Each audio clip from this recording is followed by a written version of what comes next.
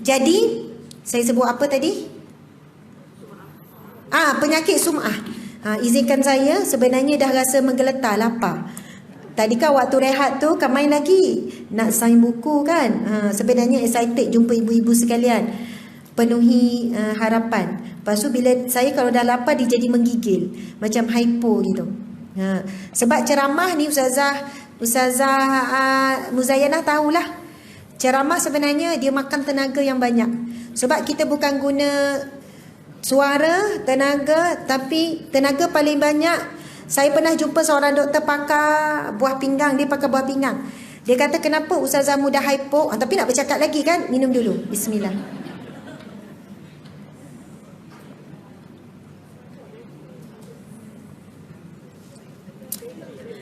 Nak habis. Okey, Husna, Aminah, bateri telefon dah nak habis. Kan tenganga orang dekat live.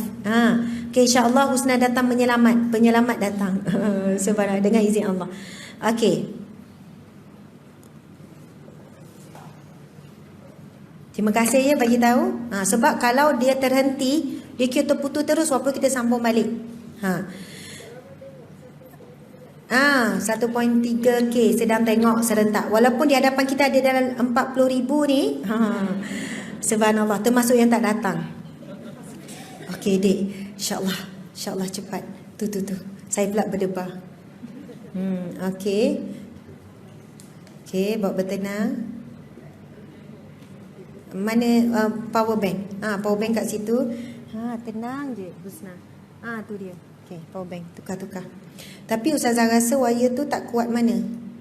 Warna biru ni. Okey, insyaAllah. Ya. Tak apa, Mak Teh. Mak Teh bagi tawaran Ustazah nak kuih. Macam mana nak ceramah makan kuih kan? InsyaAllah. Hebatlah tu kalau makan kuih live pula tu kan. Dia khalayak ramai. Tak apa, boleh bertahan. Sebenarnya air manis. Saya pernah tanya, doktor ni pakai buah pinggang, saya rujuk sebab saya ada masalah yang berkaitan. Masa tu saya tanya, kenapa ya doktor saya mudah bila ceramah mari gigil, hypo. Kan rasa macam berpeluh, gigil. Kepala pun dah rasa macam nak pitam. Dia kata gula yang kita makan, yang kita minum, yang kita dapat daripada makanan dan sebagainya. Okey, paling banyak gula yang kita dapat daripada sumber-sumber gula putih, gula yang dalam makanan tu, aktiviti yang paling banyak memerlukan gula tersebut, yang paling banyak akan ambil adalah aktiviti otak. Antaranya penceramah menggunakan otak.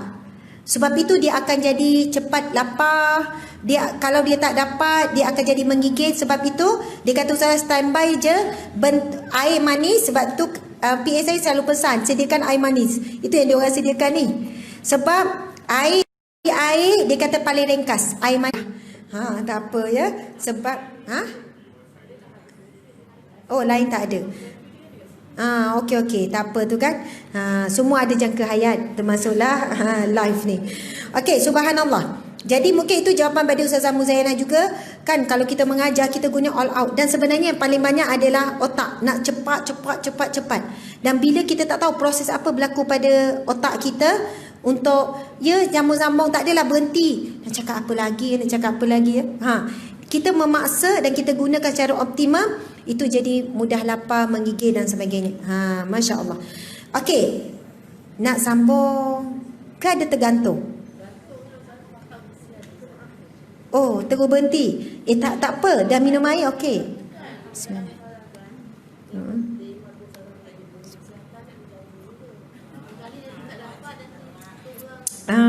Betul. Terima kasih Hajah. Hajah sayang saya pun sayang Hajah.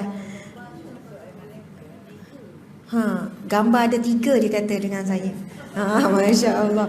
Okey, InsyaAllah boleh lagi. Kalau saya rasa betul-betul tak dapat, saya akan berhenti.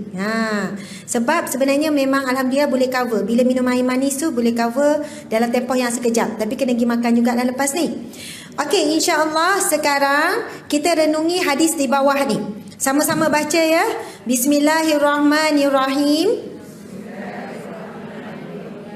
Daripada Abdullah bin Mas'ud radhiyallahu anhu meriwayatkan bahawa Rasulullah sallallahu alaihi wasallam bersabda. Okey. Ni baru kita baca, saya baca, ibu-ibu ikut. Man qara'a harfan min kitabillah falahu bihi hasanah wal hasanatu bi'ashri amsalihah la aqulu alif lam mim harfun walakin alifun harfun wa lamun harfun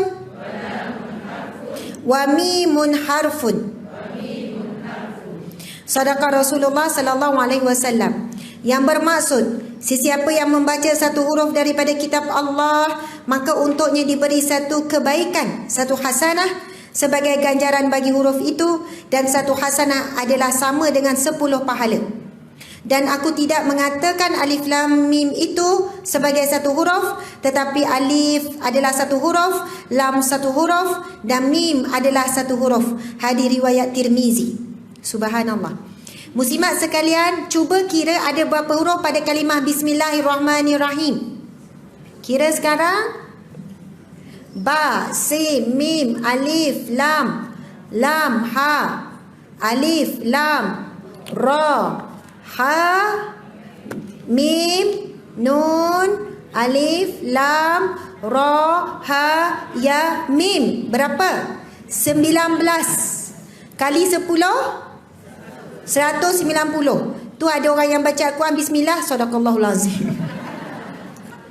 Ada baca pendek, dia rasa dah banyak dah tu. Masya Allah. Baca alif lam mim, sadaqallahul azim.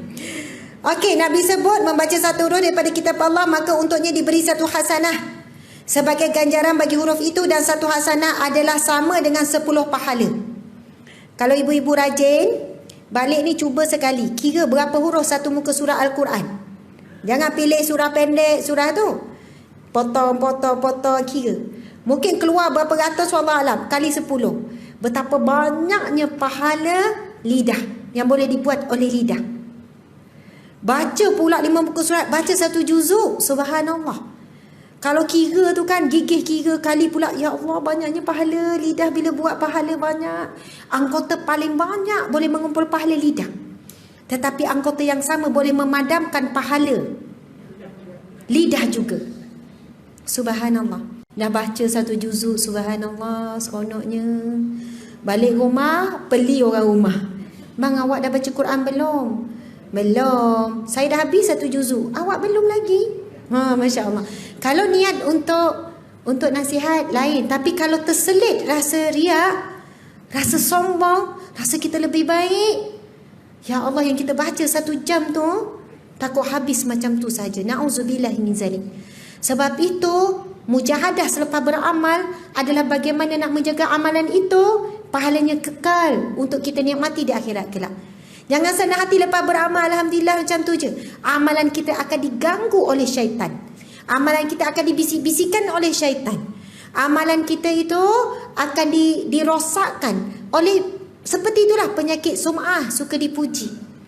Orang tak tahu kita khatam Al-Quran seminggu sekali. Tapi macam mana nak bagi tahu ni kita khatam ni?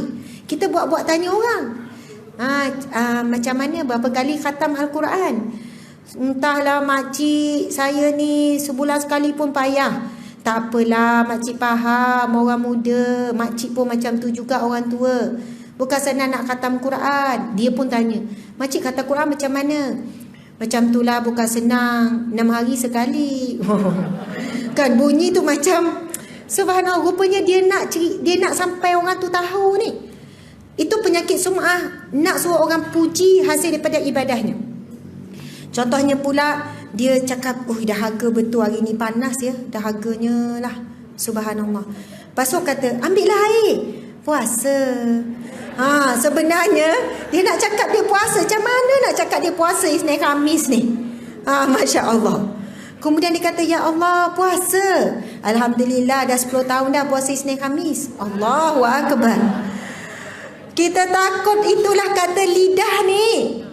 Masya Allah. Kalau terselit rasa ujub, kagum dengan sendiri. Lepas orang ni pula bila dah tahu, ya Allah hebatnya makcik, dia pun cakap, orang tu cakap, dia sampailah orang jumpa, ya Allah makcik ya yang puasa 10 tahun di sini kami.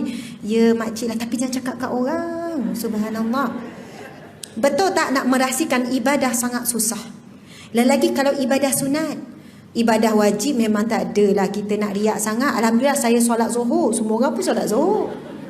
Bulan Ramadan semua orang puasa. Tapi puasa sunat, solat sunat, sedekah sunat sangat mencabar untuk kita rahsiakan dengan Allah Subhanahu Wa Taala.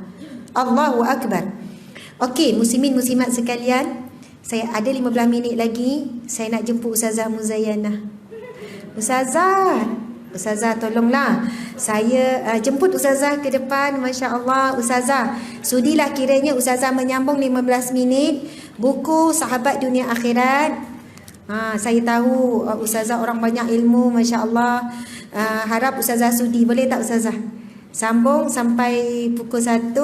Sempatlah saya rehat pergi makan jap. Ustazah, tolong menolong, ta'awanu 'alal birri wat taqwa.